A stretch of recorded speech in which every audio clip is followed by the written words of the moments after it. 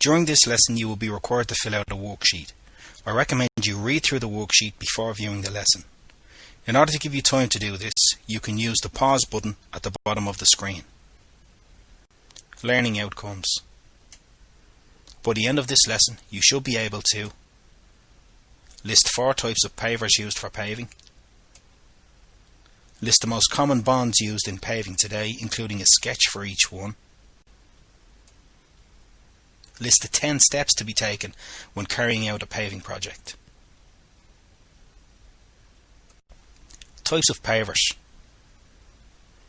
Basically, there are 4 types of pavers: brick pavers, concrete slabs, stone slabs or flagstones,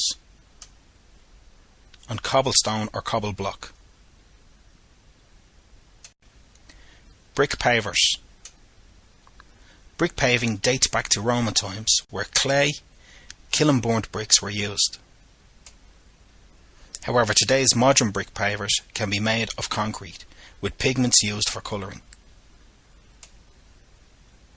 This is one of the most attractive and decorative forms of paving.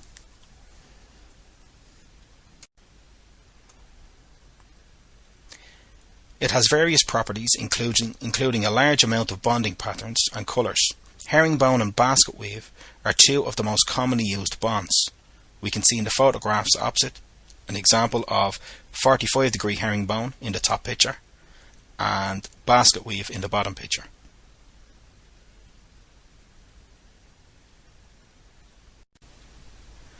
Pavers can be laid on edge or on flat.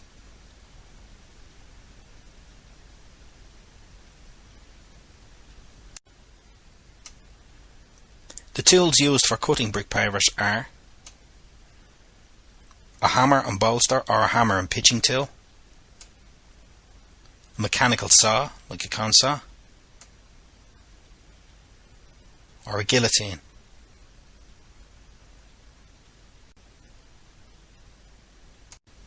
Concrete paving slabs, and here we can see an example in the photograph below.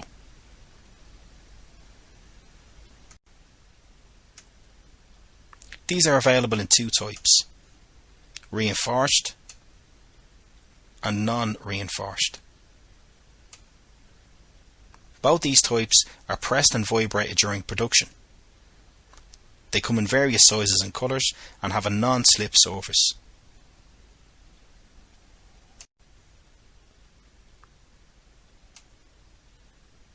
Note, slabs can be laid on a mortar bed not exceeding 32 mm. If the bed exceeds 32 mm, the slabs are more inclined to move while you're laying them, and there's a possibility of them moving after you've finished laying them also. Typical mixes are 1:5 cement sand or 1:2:5 cement lime and sand. A dry mix of 1:4 is then carefully brushed into the joints so as not to stain the slabs.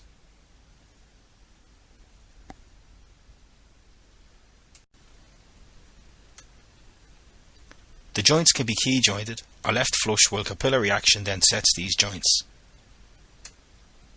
This is usually the cheapest of the 4 methods to buy, depending on the slabs used.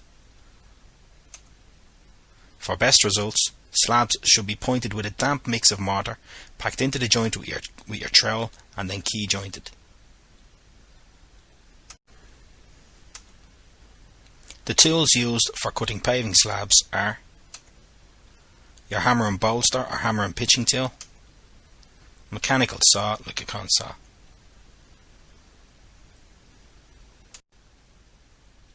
stone slabs or flagstones. These can come in any colour or shape required depending on the quarry that they come from.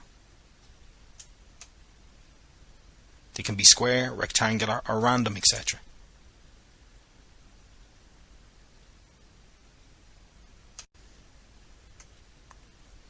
The face size is usually restricted for easy handling, so that one person can lift them at a time. They normally have a split or sawn surface so as to be non-slip and are approximately 50 mm thick depending on the job requirements.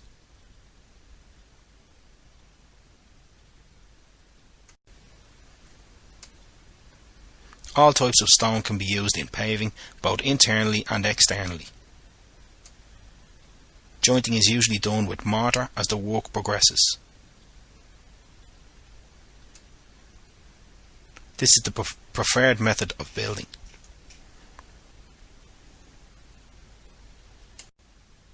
Cobblestone or cobble block. Cobblestone is the original of the two. The stone comes in brick sizes and is usually built using the same method as with stone slabs, that is, with mortar below and between them. This is a very traditional method of paving, especially in large cities such as London. We can also see examples of this in Dublin City and many other cities around the country.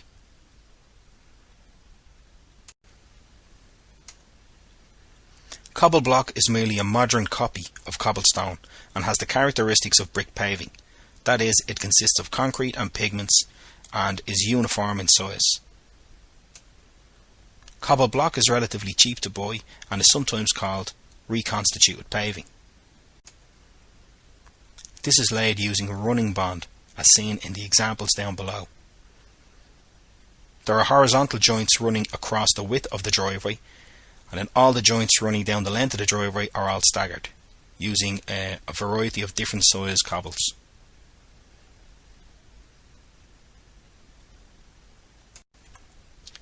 Preparing for paving. First, we can see some examples here of the different bonds that are used in paving. First we have 90-degree herringbone, then 45-degree herringbone, then stretcher bond, which is quite similar to running bond, and the last one down on the right is basket weave. So preparing for paving. 1. Decide the method of paving. Are we going to use paving bricks, slabs, flags, etc.? 2. Consider the need for surface water drainage. Where is the surface water going to be drained to? Is it going to be drained to a shore? Is it going to be drained into a garden? We have to take this into consideration. 3. Set out the perimeter of the paving using a string line and pins. We can see an example here in the diagram to the right. 4. Remove the top 2 to 300 mm of clay or topsoil. 5. Set out falls using restrainers bedded on concrete foundation.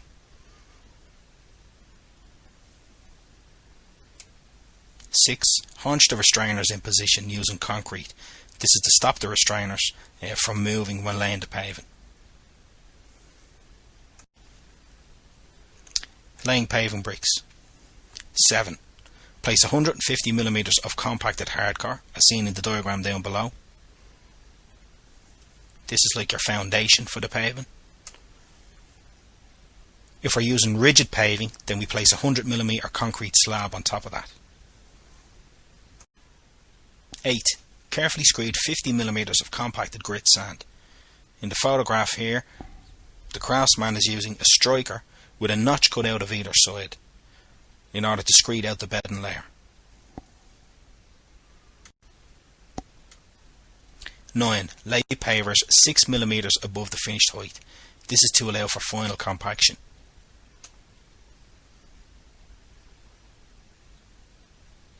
Here we can see the incorrect method, as we don't want sand or the bedding layer becoming lodged in between the bricks.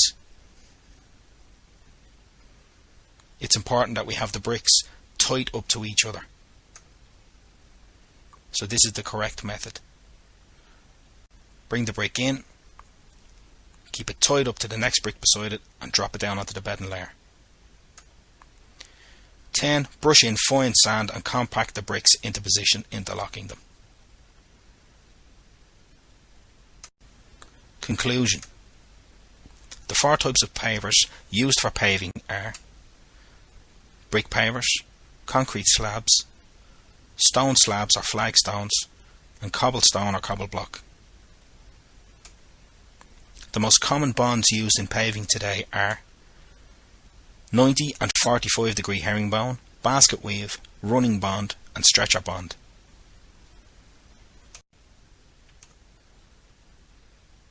Ten steps to be taken when carrying out a paving project are: 1. Decide the method of paving. 2. Consider the need for surface water drainage.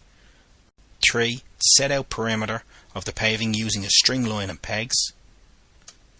4. Remove the top 2 to 300 mm of clay or topsoil. 5. Set out falls using restrainers bedded on concrete foundation. 6. Haunch restrainers in position. 7. Place 150 mm of compacted hardcore. 8. Carefully screed 50 mm of compacted grit sand. 9. Lay pavers 6 mm above the finished height. And 10. Brush in fine sand and then compact the bricks into position.